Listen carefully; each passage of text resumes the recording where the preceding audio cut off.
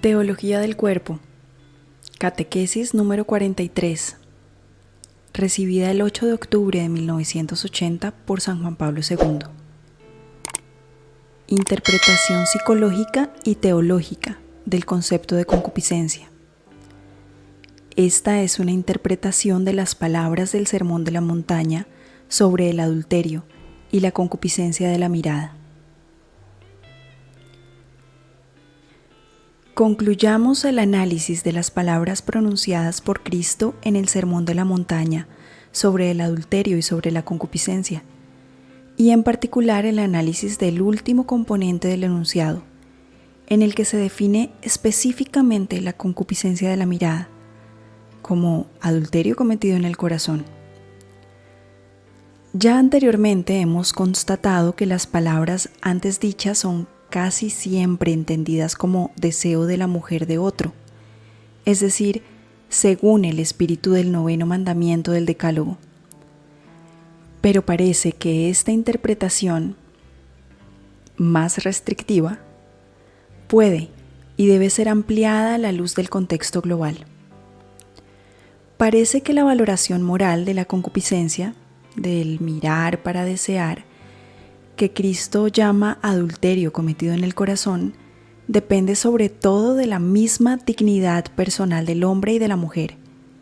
Esto vale tanto para aquellos que no están unidos en matrimonio, como, y quizás incluso más, para aquellos que son marido y mujer. El análisis que hasta ahora hemos hecho del enunciado de Mateo 5, 27, 28, habéis oído que fue dicho: no adulterarás, pero yo os digo que todo el que mira a una mujer deseándola, ya adulteró con ella en su corazón. Esta cita indica la necesidad de ampliar y sobre todo de profundizar la interpretación presentada anteriormente respecto al sentido ético que contiene este enunciado. Nos detenemos en la situación descrita por el maestro, situación en la que aquel que comete adulterio en el corazón, mediante un acto interior de concupiscencia expresado por la mirada, es el hombre. Resulta significativo que Cristo, al hablar del objeto de este acto, no subraya que es la mujer del otro, o la mujer que no es la propia esposa, sino que dice genéricamente la mujer. El adulterio cometido en el corazón no se circunscribe a los límites de la relación interpersonal que permiten individuar el adulterio contenido en el cuerpo. No son estos límites los que deciden exclusiva y esencialmente el adulterio cometido en el corazón, sino la naturaleza misma de la concupiscencia, expresada en este caso a través de la mirada. Esto es por el hecho de que el hombre, del que a modo de ejemplo habla Cristo, mira para desear. El adulterio en el corazón se comete no solo porque el hombre mira de este modo a la mujer que no es su esposa, sino precisamente porque mira así a una mujer. Incluso si mirase de este modo a la mujer que es su esposa, así igual cometería el mismo adulterio en el corazón. Esta interpretación parece considerar de modo más amplio lo que en el conjunto de los presentes análisis se ha dicho sobre la concupiscencia y, en primer lugar, sobre la concupiscencia de la carne, como elemento permanente del estado pecaminoso del hombre. La concupiscencia, que como acto interior nace de esta base, como hemos tratado de indicar en el análisis precedente, cambia la intencionalidad misma del existir de la mujer para el hombre, reduciendo la riqueza de la perenne llamada a la comunión de las personas, la riqueza del profundo atractivo de la masculinidad y de la feminidad a la mera satisfacción de la necesidad sexual del cuerpo, a la que parece unirse más de cerca el concepto de instinto. Una reducción tal hace, sí, que la persona, en este caso la mujer, se convierta para la otra persona, o sea, para el hombre, sobre todo en objeto de la satisfacción potencial de la propia necesidad sexual. Así se deforma ese recíproco para, que pierde su carácter de comunión de las personas en favor de la función utilitaria. El hombre que mira de este modo, como escribe Mateo 5, 27, 28, se sirve de la mujer, se sirve de su feminidad para saciar el propio instinto. Aunque no lo haga con un acto exterior, ya en su interior ha asumido esta actitud, decidiendo así interiormente respecto a una determinada mujer. En esto precisamente consiste el adulterio cometido en el corazón. Este adulterio en el corazón puede cometerlo también el hombre con relación a su propia mujer, si la trata solamente como objeto de satisfacción del instinto.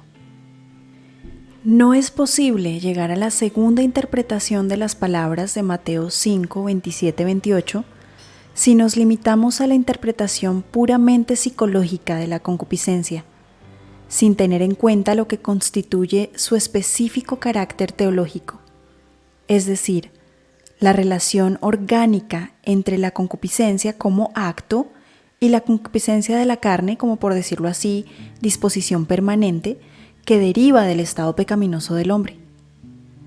Parece que la interpretación puramente psicológica, o sea, sexológica, de la concupiscencia no constituye una base suficiente para comprender el relativo texto del Sermón de la Montaña. En cambio, si nos referimos a la interpretación teológica, sin infravalorar lo que en la primera interpretación, o sea, la psicológica, permanece inmutable, ella, esto es, la segunda interpretación, la teológica, se nos presenta como más completa. En efecto, gracias a ella resulta más claro también el significado ético del enunciado del Sermón de la Montaña. Un enunciado clave, el que nos da la adecuada dimensión del etos del Evangelio. Al esbozar esta dimensión, Cristo permanece fiel a la ley. No penséis que he venido a abolir la ley y los profetas. No he venido a abolir, sino a dar cumplimiento. Mateo 5, 17. Consecuentemente demuestra cuán necesario nos es descender en profundidad y explorar hasta el fondo las más recónditas cavidades del corazón humano, para que este corazón pueda convertirse en un lugar de cumplimiento de la ley. El enunciado de Mateo 5, 27, 28, que vuelve manifiesta la perspectiva interior del adulterio cometido en el corazón, y en esta perspectiva señala los caminos justos para cumplir el mandamiento no cometerás adulterio, es en este sentido un argumento singular. Efectivamente, este enunciado, Mateo 5, 27, 28, se sitúa en esa esfera de cosas que trata de modo particular sobre la pureza del corazón. Confrontemos Mateo 5, 8. Expresión que en la Biblia, como es sabido, tiene un significado amplio. También en otro lugar tendremos ocasión de considerar cómo el mandamiento no cometerás adulterio, que en cuanto al modo en que es expresado y al contenido, es una prohibición unívoca y severa, como el mandamiento no desearás la mujer del prójimo, de Éxodo 20, 17. Así que tendremos ocasión de considerar cómo el mandamiento no cometerás adulterio se cumple precisamente mediante la pureza de corazón. Dan testimonio indirecto de la severidad y fuerza de la prohibición las siguientes palabras del texto del Sermón de la Montaña, en las que Cristo habla figurativamente de sacarse el ojo y de cortarse la mano, cuando estos miembros fuesen causa de pecado. Confrontemos Mateo 5, 29, 30. Hemos constatado anteriormente que la legislación del Antiguo Testamento, aunque abundaba en castigos marcados por la severidad, no contribuía a dar cumplimiento a la ley, porque su casuística se caracterizaba por múltiples compromisos con la concupiscencia de la carne. Cristo, en cambio, enseña que el mandamiento se cumple a través de la pureza del corazón, de la cual no participa el hombre sino a costa de mantener la firmeza en relación con todo lo que tiene su origen en la concupiscencia de la carne. Adquiere la pureza de corazón quien sabe exigir coherentemente a su corazón y a su cuerpo. El mandamiento no adulterarás encuentra su justa motivación en la indisolubilidad del matrimonio, en el que el hombre y la mujer, en virtud del originario designio del Creador, se unen, de modo que los dos se convierten en una sola carne. Confrontemos Génesis 2:24. El adulterio contrasta, por su esencia, con esta unidad, en el sentido de que esta unidad corresponde a la dignidad de las personas.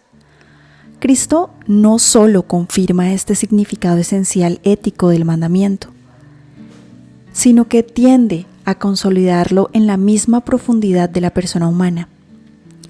La nueva dimensión del etos está unida siempre con la revelación de esta profundidad que se llama corazón y con su liberación de la concupiscencia, de modo que en ese corazón pueda resplandecer más plenamente el hombre, varón y mujer, en toda la verdad del recíproco liberado de la constricción y de la disminución del espíritu que lleva consigo la concupiscencia de la carne. El ser humano, varón y mujer, se encuentran recíprocamente en la libertad del don que es la condición de toda convivencia en la verdad, y en particular en la libertad del recíproco donarse, puesto que ambos, marido y mujer, deben formar la unidad sacramental querida por el mismo Creador, como dice Génesis 2:24. Como es evidente, la exigencia que en el Sermón de la Montaña propone Cristo a todos sus oyentes actuales y potenciales pertenece al espacio interior en el que el hombre, precisamente el que le escucha, debe descubrir de nuevo la plenitud perdida de su humanidad y quererla recuperar. Esa plenitud en la relación recíproca de las personas, del hombre y de la mujer, el Maestro la reivindica en Mateo 5, 27, 28, pensando sobre todo en la indisolubilidad del matrimonio, pero también en toda otra forma de convivencia de los hombres y de las mujeres, de esa convivencia que constituye la pura y sencilla trama de la existencia. La vida humana, por su naturaleza, es coeducativa, y su dignidad, su equilibrio dependen en cada momento de la historia y en cada punto de longitud y latitud geográfica de quién será ella para él y él para ella. Las palabras que Cristo pronunció en el Sermón de la Montaña tienen indudablemente este alcance universal y a la vez profundo. Solo así pueden ser entendidas en la boca de aquel que hasta el fondo conocía lo que en el hombre había, Juan 2:25, y que al mismo tiempo llevaba en sí el misterio de la redención del cuerpo. Como dirá San Pablo, ¿debemos temer la severidad de estas palabras o más bien tener confianza en su contenido salvífico, en su potencia?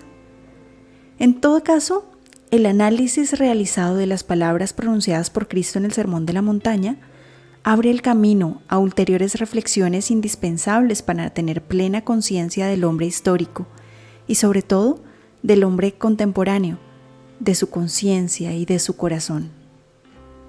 Hasta aquí la catequesis número 43 de la Teología del Cuerpo, recibida por San Juan Pablo II el 8 de octubre de 1980. Interpretación psicológica y teológica del concepto de concupiscencia.